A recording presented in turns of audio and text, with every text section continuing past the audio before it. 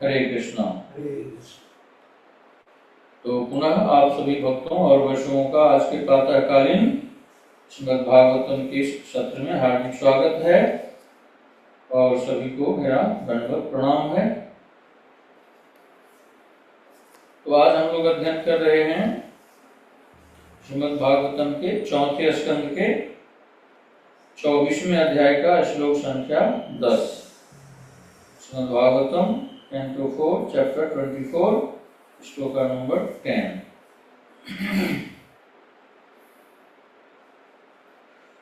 तो हम लोग ने अध्ययन किया है पिछले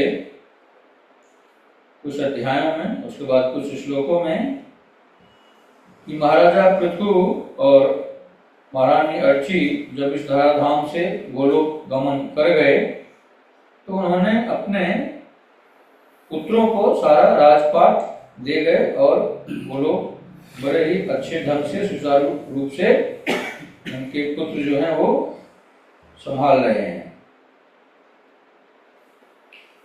तो आज के श्लोक में जो बताया गया है, ये जो अविर्धान हैं उनके पुत्र हैं बहिर्षद। तो वो जो है एक के बाद यज्ञ जो है वो कर रहे हैं। क्या लिखा गया है अनुवाद में? महाराज बहिर्षद ने संसार भर में अनेक यज्ञ किए। उन्होंने उस घासों को बिखेर कर उनके अग्र भागों को पूर्व की ओर रखा। यानी महाराज बहिर्षद यज्ञों के कर्मकांड में गहन भाव से लीन रहते थे। इसका अर्थ यह हुआ कि ज्यों ही एक स्थान पर यज्ञ समाप्त होता था, उसी के निकट दूसरे स्थान पर वह दूसरा यज्ञ प्रारंभ कर देता था। यानी जो बहिर्षद थे वो इतने यज्ञ करते थे कि एक यज्ञ समाप्त होता था और दूसरे यज्ञ वो शुरू कर देते थे। तो ये जो है ये तो सतयुग की बात है।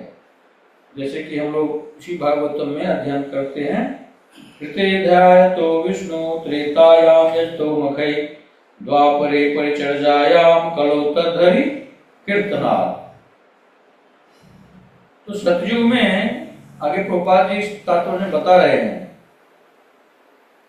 हम आगे पढ़ेंगे इस कलयुग में कौन सा यज्ञ प्रस्तावित है, कौन सा यज्ञ करने से यह मानव जीवन सार्थक होता है।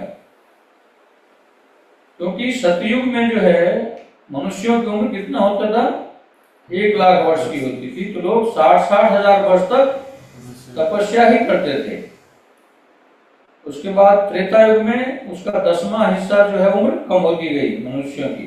तो कितना हो गया त्रेता में? 10,000 वर्ष। तो लोग इसी तरह जो है खूब यज्ञ करते थे।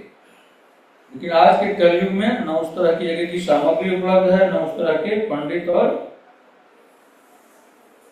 कर्मकांडी ब्राह्मण मिलते हैं उस यज्ञ करवाने के लिए। उसके बाद द्वापर युग में उसका 10वां हिस्सा मनुष्यों की उम्र हो गई। कितना हो गया? 1000 वर्ष की द्वापर में। तो लोग भगवान की पूजा अर्चना करते थे। लेकिन कलयुग में मनुष्यों की उम्र जो है वो अल्प होती है, लोग अज्ञानी होते हैं, आलसी प्रमादी होते हैं, तो वो भी संभव नहीं है। इसके लिए कलयुग में कौन सा जो है यज्ञ प्रस्तावित है? संकीर्तन महायज्ञ। ये जो है हरे कृष्ण महामंत्र, इसको संकीर्तन महायज्ञ कहते हैं।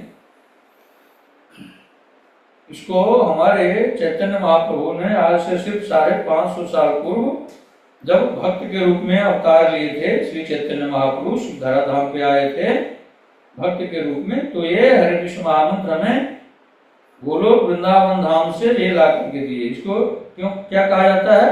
परम धन। ये हरे कृष्ण महामंत्र जो है, हरे कृष्णा कृष्णा कृष्णा हरे हरे, हरे राम राम राम हरे हरे। इसको परम धन कहा गया है, जिसको चैतन्य महाप्रभु ने हमें गोलोक वृंदावन धाम से ला करके दिए। और ये जो महामंत्र है ये बहुत सारे उपनिषदों में भी है, पुराणों में भी है। एक्चुअली में ये मंत्र जो है वो कली संतरण उपनिषद में है, लेकिन उसमें क्या था, पहले हरे राम राम राम हरे हरे, हरे कृष्ण कृष्ण कृष्ण हरे हरे। ये जो है मंत्र, ये वेद मंत्र होता है। तो वेद मंत्र को करने के लिए शुद्ध आसन चाहिए, शरीर एकदम शुद्ध पवित्र होना चाहिए, है ना। इसलिए चैतन्य महाप्रभु ने इतनी कृपा की हम लोगों पे, करुणा की कि इसको जो है पहले कर दिया पीछे वाले लाइन को, हरे कृष्णा कृष्णा कृष्णा हरे हरे, हरे राम राम राम हरे हरे। ये जो हो गया नाम मंत्र है, ये हरिनाम है। इसको आप किसी भी अवस्था में, चाहे आप शुद्ध अवस्था में हो, अशुद्ध अवस्था में हो, आसन आप नीचे बिछा हुआ हो या ना हो, चलते फिरते बस में, ट्रेन में, कहीं भी आप इस हरे कृष्ण महामंत्र को कर सकते हैं। ये इतनी कृपा करुणा की है। और इसको प्रभुपाद जी आज के तात्पर्य में जिक्र भी किया है। प्रभुपाद जी क्या बता रहे हैं आज के तात्पर्य में? आज के समय में भी सारे संसार में संकीर्तन यज्ञ, यानी यही हरे कृष्ण महामंत्र का यज्ञ, यह संकीर्तन यज्ञ संपन्न किए जाने की ऐसी ही आवश्यकता है जैसे बाकी युगों में हवन कुंड में आहुति देकर के यज्ञ संपन्न किया जाता था। उसी तरह से ये संकीर्तन यज्ञ जो है इस कलयुग में किए जाने की आवश्यकता है। और इसी यज्ञ को करने से सारे यज्ञ संपन्न माने जाते हैं।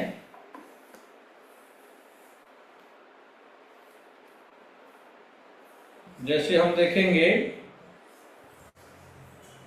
इसी भागवतम के तीसरे स्कंद के 33वें अध्याय के 7वें श्लोक में कहा गया है, अहो बत स्वपचोतो गरीयाम यज्जिह्वाग्रे वर्तते नाम तुभ्यम ते पुस्तपस्ते जुहुः सश्रुरायाम ब्रह्मानुचूर्णाम गृह्णन्ति एते। इसका अर्थ है, हे भगवान, जो लोग आपके पवित्र नाम का जप करते हैं वे चांडालों के परिवार में जन्म लेकर भी आध्यात्मिक जीवन में अत्यधिक प्रगत होते हैं। ऐसे जप करता है, यानी जो इस हरे कृष्ण महामंत्र का जप करता है, ऐसे जप करता निसंदेह सभी प्रकार के तप और यज्ञ कर चुके होते हैं, सभी तीर्थ स्थानों में स्नान कर चुके होते हैं और समस्त शास्त्रों का अध्ययन कर चुके होते हैं। यानी इस हरे कृष्ण महामंत्र में इतनी शक्ति है, इसके लिए इसको सबसे बड़ा यज्ञ कहा गया है कलयुग में, संकीर्तन महायज्ञ। इसी हरे कृष्ण महामंत्र का जप करने से, कीर्तन करने से, ये भागवत का ये श्लोक क्या कह रहा है कि अगर वो चांडाल के परिवार में भी जन्म लिया है, लेकिन अगर वो इस हरे कृष्ण महामंत्र का जप करता है, कीर्तन करता है, तो वह अपने आध्यात्मिक जीवन में इतना उन्नत हो जाता है, इतना प्रगति कर लेता है कि उसको बाकी और किसी तरह की कर्मकांड करने की, तपस्या करने की, यज्ञ करने की कोई आवश्यकता नहीं है। समझो वो सारे तीर्थ स्थानों में जाकर के स्नान कर लिया, समस्त शास्त्रों का अध्ययन कर लिया। इसका ये मतलब नहीं है कि शास्त्रों का अध्ययन करना छोड़ देना चाहिए, क्योंकि शास्त्रों का अध्ययन करते रहने से हमें धीरे धीरे और भक्ति मार्ग में प्रगति होती रहती है। नहीं तो अगर हम मान लीजिए संतों वैष्णवों का संग करना छोड़ दें, शास्त्रों का अध्ययन करना छोड़ दें और यही सोचे किस हरे कृष्ण महामंत्र का जप करने से हो जाएगा, लाभ तो मिलेगा, कल्याण तो होगा, लेकिन उसमें अहंकार होने का डर रहता है। क्योंकि कहा गया है ना, एकांत की भक्ति उत्पात की, यानी आप अकेले में भक्ति करेंगे, संतों वैष्णवों का संग नहीं करेंगे, शास्त्रों का अध्ययन नहीं करेंगे, तो आपको अहंकार उत्पन्न हो जाएगा और जैसे ही अहंकार होगा तो फिर आपका पतन हो जाता है। इसके लिए शास्त्रों का हमेशा अध्ययन करते रहना चाहिए, संतों वैष्णवों का संग करते रहना चाहिए। तो प्रभुपाद जी इसी संकीर्तन आंदोलन की चर्चा कर रहे हैं, इसी तात्पर्य में बता रहे हैं कि कृष्ण भावनामृत आंदोलन के सदस्यों को एक के पश्चात एक इतने संकीर्तन यज्ञ करने चाहिए कि लोग हंसी हंसी में ही सही या फिर गंभीरता पूर्वक हरे कृष्णा कृष्णा कृष्णा हरे हरे, हरे राम राम राम हरे हरे। इस हरे कृष्ण महामंत्र का जो है वो जप करें। प्रभुपाद जी क्यों बता रहे हैं हंसी हंसी में या गंभीरता पूर्वक? ये भागवतम में ही एक श्लोक है, 6ठे स्कंद के दूसरे अध्याय का 14वां श्लोक। ये श्लोक क्या कहता है उसका हम लोग उच्चारण करेंगे।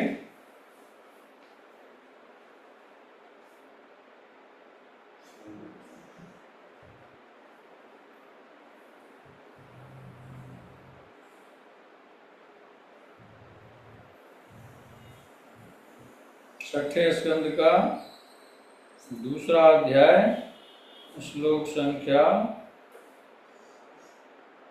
14। सांकेत्यम पारिहास्यम, बोलिए, सांकेत्यम पारिहास्यम, सांकेत्यम पारिहास्यम, वास्तवम हेरनमेव वा, वास्तवम हेरन्मेव वा, वैकुंठ नाम ग्रहणम, वैकुंठ नाम ग्रहणम, वैकुंठ नाम ग्रहणम, वैकुंठ नाम ग्रहणम, अशेष अघहरम विदुः, अशेषगहरम विदुः, सांकेत्यम परिहास्यम, सांकेत्यम परिहास्यम, वास्तवम हेलनमेव वा, वास्तवम हेरन्मेव वा, वैकुंठ नाम ग्रहणम, वैकुंठ नाम ग्रहणम, अशेषाघहरम विदुः। अशेषाघहरम विदुः। इसका अनुवाद है कि जो व्यक्ति भगवान नाम का कीर्तन करता है उसे तुरंत अनगणित पापों के फलों से मुक्त कर दिया जाता है, भले ही उसने यह कीर्तन अप्रत्यक्ष रूप में कुछ अन्य संकेत के लिए, परिहास में, संगीत में मनोरंजन के लिए या उपेक्षा भाव से क्यों न किया गया हो, इसे शास्त्रों में पारंगत सभी विद्वान पंडित स्वीकार करते हैं। यानी ये जो हरिनाम है, हरे कृष्ण महामंत्र है, इसको आप अगर उपहास में भी कोई लेता है, मतलब हंसी में, कोई उपेक्षा के भाव से भी लेता है, कोई धोखे से भी ले लेता है, तो इस हरे कृष्ण महामंत्र में इतनी शक्ति है। जैसे देखिए, एक भौतिक उदाहरण समझिए, जैसे आग में दाहिका शक्ति होती है, तो आग में अगर मान लीजिए आपका अंगुली धोखे से चला गया या जानबूझ करके गया तो क्या होगा, आपकी अंगुली जलेगी। चाहे धोखे से चला गया, चाहे आपने जानबूझकर दिया या किसी ने जबरदस्ती आपका अंगुली पकड़ करके आग में दिया, तो वो अंगुली आपका जलेगी, क्योंकि आग का ये धर्म है, दाहिका शक्ति, किसी भी वस्तु को जलाने का। वैसे ही इस हरे कृष्ण महामंत्र में जो है तारण शक्ति है, यानी किसी भी जीवात्मा को, किसी भी जीव को, प्राणी को उद्धार करने की, कल्याण करने की इस हरे कृष्ण महामंत्र में शक्ति है। तो इस हरे कृष्ण महामंत्र को, हरिनाम को कोई धोखे से ले या जानबूझ करके ले या उपेक्षा के भाव से ले, तो इसकी जो धर्म है इस मंत्र की, इसमें जो तारण शक्ति है, तो ये जीवों का कल्याण करेगा ही करेगा।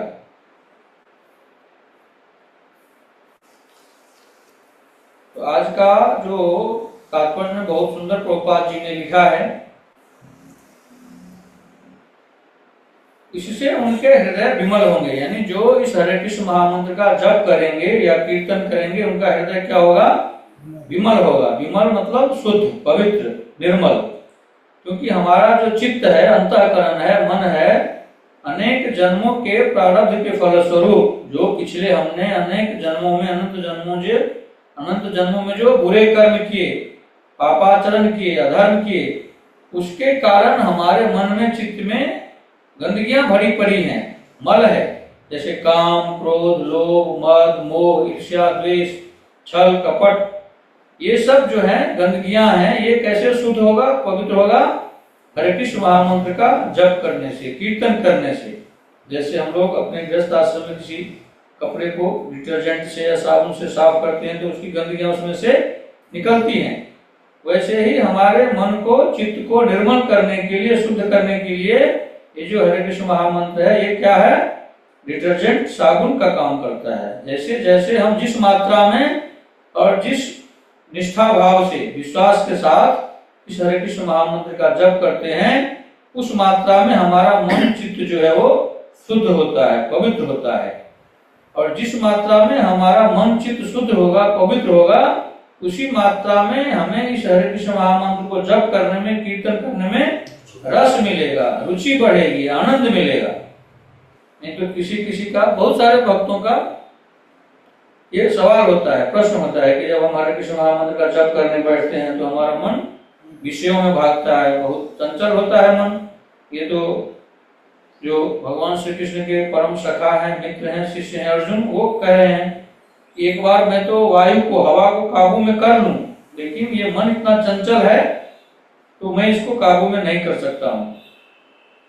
तो ये तो मुझ बद्ध जीवों के लिए अर्जुन ने बताए हैं।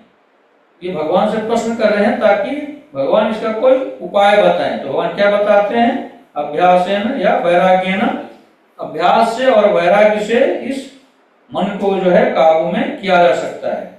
यानी इस हरे कृष्ण महामंत्र का जप के, कीर्तन का अभ्यास करने से और सांसारिक आकर्षण से, सांसारिक भोग विलास से, सांसारिक विषय वासना से आसक्ति कम करना, इसको वैराग्य कहते हैं, विरक्ति कहते हैं।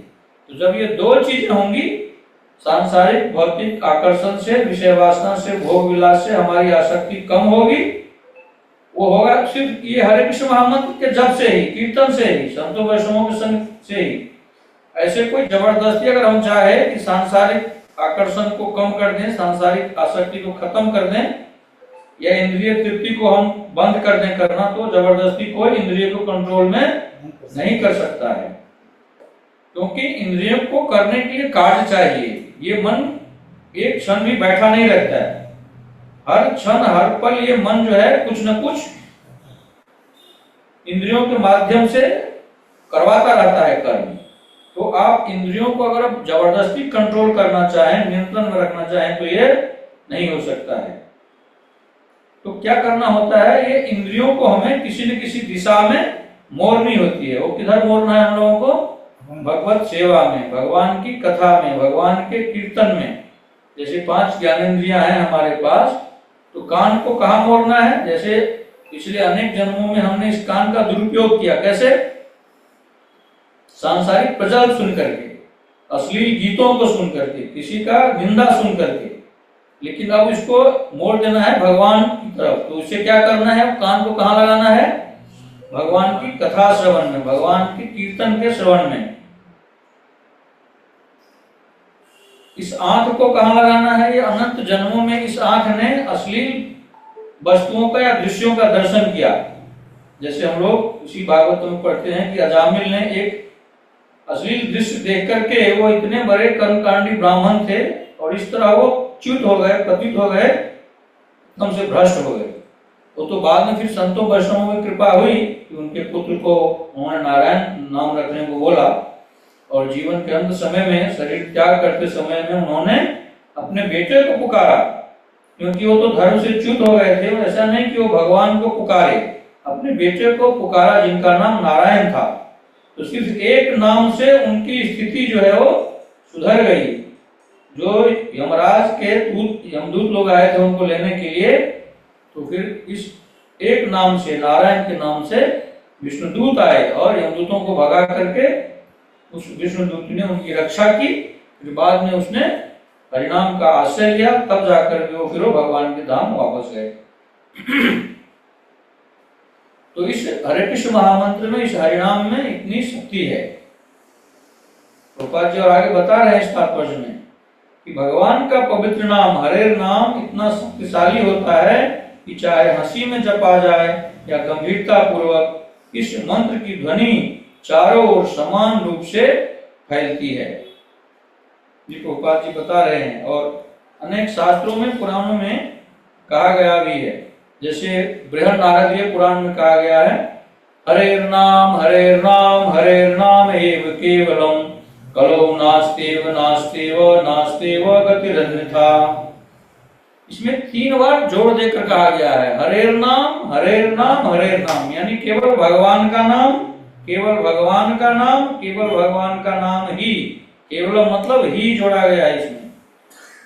कलौ नास्तेव नास्तेव नास्तेव गतिर अन्यथा, यानी कलयुग में अन्य कोई उपाय नहीं है, नहीं है, नहीं है, ये 3 बार कहा गया है। ये बृहन नारदीय पुराण का ये श्लोक है। और इस हरे कृष्ण महामंत्र में देखिए कितनी शक्ति है कि जो चैतन्य महाप्रभु जो स्वयं भगवान भक्त के रूप में अवतार लिए थे इसी कलयुग में 550 साल पूर्व इस बंगाल प्रदेश के नवद्वीप मायापुर क्षेत्र में उन्होंने सिर्फ 8 श्लोक की रचना की, कोई बड़े बड़े ग्रंथ की रचना नहीं की, लेकिन यही 8 श्लोक जो है इसी में सारे शास्त्रों पुराणों और वेदों का सार है। जिसमें पहला ही श्लोक क्या है, नाम नामकारी बहुधा निज सर्व शक्ति तत्रार्पिता नियमिता स्मरणे न काल एतादृशी तव कृपा भगवन् ममापि दुर्दैव मे दृश्मिहा जनिनानुरागः। चैतन्य महाप्रभु ने क्या किया कि इस हरे कृष्ण महामंत्र में अपनी सारी शक्ति डाल दी है।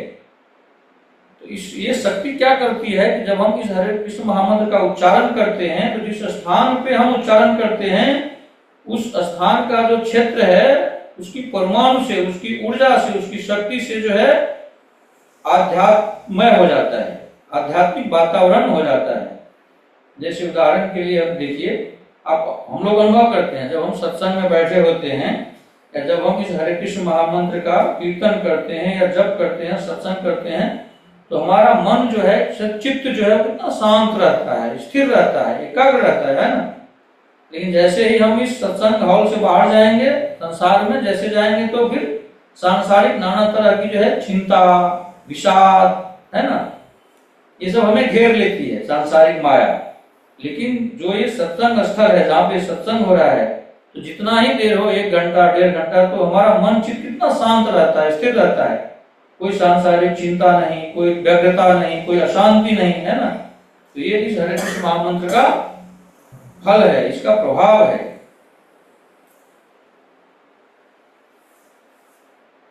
कलिसंतरण उपनिषद में भी इस नाम की महिमा को गाया गया है। क्या कहा गया है, इति षोडशकं नाम कलि कल्मष नाशनम नाता परतरोपाय सर्ववेदेषु दृश्यते। ये ब्रह्मा जी कहते हैं, नारद जी के पिता नारद जी से कहते हैं कि सभी वैदिक साहित्यों में, यानी वैदिक साहित्य मतलब जितने भी 4 वेद हैं, उपनिषद हैं, पुराण हैं, सब में खोजने के बाद मुझे यही 16 शब्द, यानी जो हरे कृष्ण महामंत्र है जिसमें 16 शब्द हैं और 32 अक्षर हैं, यही महामंत्र मुझे मिला सारे वैदिक साहित्यों में, जो कलयुग के सारे कल्मशों का नाश करने वाला है। कलयुग में जितने भी कल्मश हैं, पाप हैं, सबको नाश करने की सामर्थ्य जो है इस हरे कृष्ण महामंत्र में है। ये मैं नहीं कर रहा हूं, ये ब्रह्मा जी नारद जी से कह रहे हैं, इसमें कलिसंतरण उपनिषद में। पद्म पुराण में भी इस हरे कृष्ण महामंत्र की महिमा गाई गई है। इसका श्लोक है, नाम चिंता मणि कृष्ण चैतन्य रस विग्रह पूर्ण शुद्धो नित्य मुक्तो अभिन्नत्व नाम नामिनो। यानी ये जो हरे कृष्ण महामंत्र है ये चिंता मणि के समान है, ये एक ऐसा रत्न है। हम लोग जो भी भौतिक संसार में इकट्ठा कर रहे हैं, जो सांसारिक वैभव, सांसारिक संसाधन, दौलत, इसको तो शास्त्रों में कंकर पत्थर कहा गया है। क्या कहा गया है, कंकर पत्थर।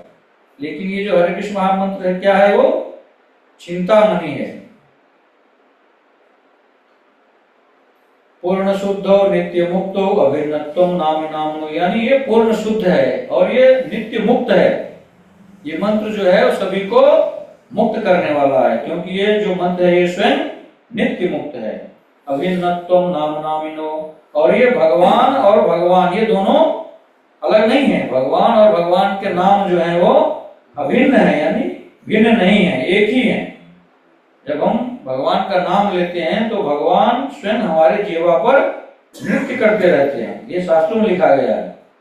इसके लिए भगवान के नाम और भगवान में कोई फर्क नहीं किया गया है, कोई फर्क नहीं। पद्म पुराण में लिखा गया है हरिनाम के विषय में, इस हरे कृष्ण महामंत्र के विषय में, 32 मंत्रम नाम षोडशकान्वितम प्रजपन वैष्णवो नित्यम राधा कृष्ण स्थलम लभेत। पद्म पुराण में कहा गया है कि जो वैष्णव नित्य इस 32 अक्षर और 16 शब्द के नामों वाले महामंत्र का जप तथा कीर्तन करते हैं, उन्हें श्री राधा कृष्ण के दिव्य धाम गोलोक वृंदावन धाम की प्राप्ति होती है। ये पद्म पुराण में कहा गया है। इतनी शक्ति है इस हरे कृष्ण महामंत्र का, कितने हम लोग भाग्यशाली हैं। और खास करके जो इस गौड़ीय मध्य परंपरा से जुड़ गए हैं, गौड़ीय संप्रदाय से और इस्कॉन से, जिसमें इसी हरे कृष्ण महामंत्र की नाम दीक्षा दी जाती है। जब हम गुरु के शरणागत होते हैं तो गुरु महाराज हमें इसी हरे कृष्ण महामंत्र की नाम दीक्षा देते हैं। हरे कृष्णा कृष्णा कृष्णा हरे हरे, हरे राम राम राम हरे हरे। तो ये इसके हरे कृष्ण महामंत्र के विषय में पद्म पुराण क्या करता है, जो भी वैष्णव भक्त या जीवात्मा जो इस 32 अक्षर और 16 शब्द वाले इस महामंत्र का जप करता है या कीर्तन करता है, उन्हें श्री राधा कृष्ण के दिव्य धाम, राधा कृष्ण जी का दिव्य धाम क्या है, गोलोक वृंदावन धाम, जहाँ के हम लोग निवासी हैं। हम लोग कहाँ के निवासी हैं? गोलोक वृंदावन धाम के। किस मृत्युलोक के? इस मृत्युलोक में हम लोग क्यों आ गए हैं? क्योंकि अनेक जन्मों में अनेक प्रारब्ध के हिसाब से हमने ऐसे पापाचरण किए, अधर्म किए, बुरे कर्म किए कि 84 लाख योनियों से भटकते भटकते भगवान की कृपा से कुछ तो हम लोगों ने पिछले कुछ जन्मों में ऐसा सुकृत किया है, कुछ पुण्य तो किए कि ये मानव शरीर मिला, मानव तन मिला। ये अकस्मात नहीं मिल जाता है, क्योंकि इस मानव शरीर के लिए देवतागण भी तरसते हैं, इसके लिए लालायित रहते हैं। क्योंकि देवताओं का जो शरीर है वो भोग योनि है, वो कर्म योनि नहीं है। देवता लोग जो पुण्य करके देवलोक गए हैं, सिर्फ उस पुण्य का भोग कर सकते हैं, भोग विलास कर सकते हैं वहां पे। जैसे ही उनका पुण्य छीन होता है, छीने पुण्य लोके मृत्यु लोकम विशंति, जैसे ही उनका पुण्य खत्म हो जाता है, वहां से स्वर्गलोक से पुनः वो स्मृति लोक में भेज दिए जाते हैं। सौभाग्यवशात अगर फिर से उनको ये मानव तन मिला, मानव शरीर मिला, तो इस मानव शरीर से आप कर्म करके, कर्म योग करके, भक्ति योग करके आप भगवत धाम गोलोक वृंदावन धाम वापस जा सकते हैं। ये मानव शरीर की बड़ी विशेषता है, बड़ी मतलब अनुपम विशेषता है, अद्वितीय। क्योंकि 84 लाख योनियों में यहाँ तक कि जो देवताओं का, यक्ष का, गंधर्व का जो विभिन्न शरीर हैं, उन सब शरीरों में भी डायरेक्ट भगवत प्राप्ति नहीं हो सकती। ये कौन से शरीर में सुलभ है? सिर्फ मानव शरीर में। ये मानव शरीर जो है अल्पायु है, नश्वर है, लेकिन ये इसकी विशेषता बड़ी है। इसके लिए रामचरितमानस में तुलसीदास जी कहते हैं, बड़े भाग मानुष तन पावा सुर दुर्लभ, यानी सुर मतलब देवता, सुर दुर्लभ सद ग्रंथ ही गावा, यानी जितने भी ग्रंथ हैं उसमें ये कहा गया है कि मानव तन जो है बड़ा दुर्लभ है, क्योंकि केवल और केवल इसी मानव तन से भगवत प्राप्ति हो सकती है। 84 लाख योनियों से मुक्ति सिर्फ इस मनुष्य शरीर से ही प्राप्त किया जा सकता है।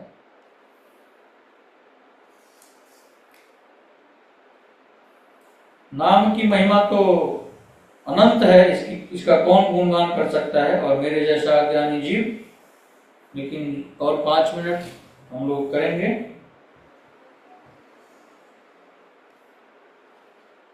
और इस हरे कृष्ण महामंत्र का इतना गुणगान किया गया है, शास्त्रों में भरे पड़े हैं। जब समय मिले तो आप लोग पढ़िए श्रीमद् भगवद गीता, श्रीमद् भागवतम, चैतन्य चरितामृत। और इसके उदाहरण भी काफी सारे हैं, यहाँ तो समय नहीं है कि उसको उदाहरण से समझाया जाए।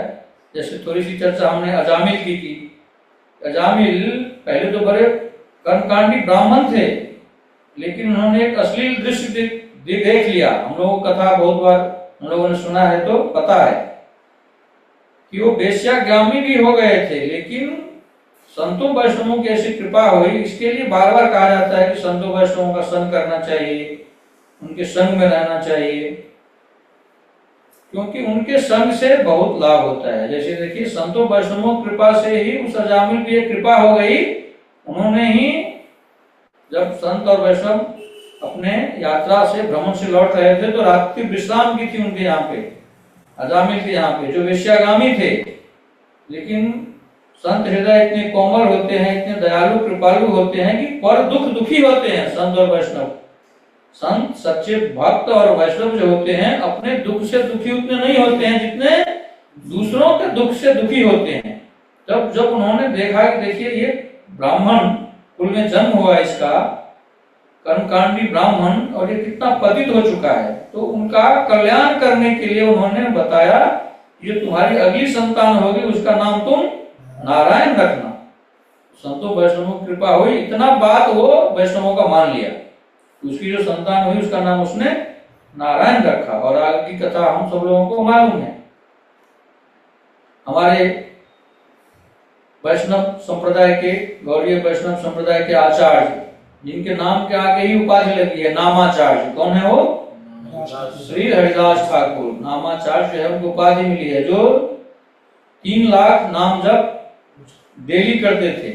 उसकी कथा हम लोगों को मालूम है कि एक वेश्या भी उनको भ्रष्ट करने के लिए गई थी, लेकिन अपने वो कुत्सित प्रयास में सफल न हो सकी और 3 दिन तक उसको इंतजार करना पड़ा। उसने इंतजार किया कि शायद हम इनको भ्रष्ट कर सकें, लेकिन इसी हरे कृष्ण महामंत्र की शक्ति से तीसरे दिन जब हरिदास ठाकुर जी ने उनको कहा कि अब बताओ हम तुम्हारी क्या सेवा कर सकते हैं, तुम्हारी क्या इच्छा है। जब उन्होंने अपने मन को भाव रखा रोते हुए, क्योंकि 3 दिन तक तो उनको समय ही नहीं मिला। वो हरिदास ठाकुर जी कहते थे कि जब हमारा नित्य प्रति कर्म जब संपन्न हो जाएगा तब हम तुमसे बात करेंगे, तुम्हारी इच्छा की पूर्ति करेंगे। लेकिन तीसरे दिन जब वो नित्य क्रिया से निवृत्त हुए, जब वो बोले कि अब बोलो तुम्हारी क्या इच्छा है, क्या हम सेवा कर सकते हैं, तो वो तो उस अपने गंदे विचारों को तत्थन रख नहीं पाई और साष्टांग दंडवत प्रणाम करके रोने लगी और बोली कि मुझे से पतित का उद्धार अब कर दीजिए, मैं बहुत पापी हूँ, मैं बड़े बुरे विचार से, बड़े कुत्सित भाव से, गंदे विचारों से आपके समक्ष आई थी, लेकिन मुझ जैसे पतित का उद्धार कीजिए। तो संत और वैष्णव इतने कृपालु दयालु कि वो कुटिया उसी को छोड़ दिए और उनको यही हरे कृष्ण महामंत्र करने के लिए बोले, और इसी हरे कृष्ण महामंत्र को करने के बाद वो भी महान वैष्णवी हो गई। बहुत सारे उदाहरण है इस हरे कृष्ण महामंत्र का, इस हरे नाम की। वाल्मीकि जी जो शुरुआत में रत्नाकर डाकू थे, कथा हम लोगों ने सुनी है, विस्तार करने का समय नहीं है, जिनको सीधा नाम बोलना नहीं आता था, क्योंकि जिंदगी भर उसने लोगों को मारने काटने का काम किया था। तो नारद मुनि ने उनको बोला कि तुम राम नाम जपो, तो राम नहीं कर सकते, तो मरा मरा बोलो, मरा मरा मरा मरा मरा। तो इसी को करने से वो इतने बड़े ऋषि हो गए जिनका नाम वाल्मीकि हुआ, और वो रामावतार से पहले ही रामायण की रचना कर दी। तो ऐसे बहुत सारे उदाहरणों से शास्त्र जो है भरे पड़े हैं, हम लोग अध्ययन कर रहे हैं। तो इसी संकीर्तन यज्ञ हरे कृष्ण महामंत्र का आज प्रभुपाद जी ने अपने तात्पर्य में महिमा मंडन किया है। इस पवित्र नाम की क्या शक्ति है, इसका वर्णन उन्होंने किया है, जिसको हम लोगों ने संक्षेप में सुना। आप लोग घर पे और विस्तार से इस तात्पर्य को पढ़ सकते हैं और अपने जीवन में, अपने आचरण में उसको उतार सकते हैं। और हमारी लगभग हर एक सत्र में यही प्रार्थना होती है कि जिन लोगों ने अभी तक हरे कृष्ण महामंत्र का जप करना नहीं शुरू किया है, कृपया 1 माला या 2 माला से हरे कृष्ण महामंत्र का जप करना शुरू करें। और धीरे धीरे जैसे ही आप करते जाएंगे तो इसी हरे कृष्ण महामंत्र में इतनी शक्ति है कि वो संख्या आपकी बढ़ती जाएगी। जैसे जैसे आपके मन का चित्त का मल जो है दूर होगा, गंदगी दूर होगी, वैसे वैसे आपका इस मंत्र में रस मिलेगा, आनंद मिलेगा, रुचि होगा, इसमें रुचि बढ़ेगी। तो उसको आप लोग करिए, जो लोग कर रहे हैं वो संख्या को बढ़ाइए। तो पुनः वैसे आज का जो दिन है वो तो अंग्रेजी कैलेंडर के हिसाब से नववर्ष है, फिर भी इसी बहाने भगवान का नाम किसी भी बहाने लिया है। जैसे अभी लोगों ने अध्ययन किया ना एक श्लोक से, बहाना चाहे कोई भी हो, माध्यम कोई भी हो, हंसी में, उपहास में, भले अंग्रेजी नववर्ष हो या कुछ भी हो, ये अंग्रेजी नववर्ष के ही बहाने तो हम लोगों ने रात में कितना आनंद लिया, कितना धूम मचा यहाँ पे। रात के 1 बजे तक, कुछ दूर तक हम लोगों ने नगर संकीर्तन भी किया, नगर भ्रमण करके कितने लोग जुट गए। देखे इस हरे कृष्ण महामंत्र में कितनी शक्ति थी। वो लोग तो भौतिक उद्देश्य से आए थे, बाहर निकले थे कि हम सुख मिलेगा, हमको आनंद मिलेगा नया वर्ष का। लेकिन जब हम लोगों को उन्होंने देखा हरे कृष्ण महामंत्र का लोग नृत्य करके कीर्तन कर रहे हैं जोर जोर से, तो उन लोगों वो आनंद उन लोगों को एक से खींच लिया, वो लोग भी शामिल हो गए उसमें। तो अवसर कोई भी हो, मौका कोई भी हो, बहाना कोई भी हो, बस ये हरे कृष्ण महामंत्र चलते रहना चाहिए। ये हरे कृष्ण महामंत्र का जो संकीर्तन यज्ञ है, ये जो आंदोलन है वो चलते रहना चाहिए, और ये आंदोलन और तेज होनी चाहिए। इसी भावना के साथ हम आज के सत्र को विराम देते हैं। किसी का कोई प्रश्न हो, जिज्ञासा हो तो 2 मिनट में कर सकते हैं।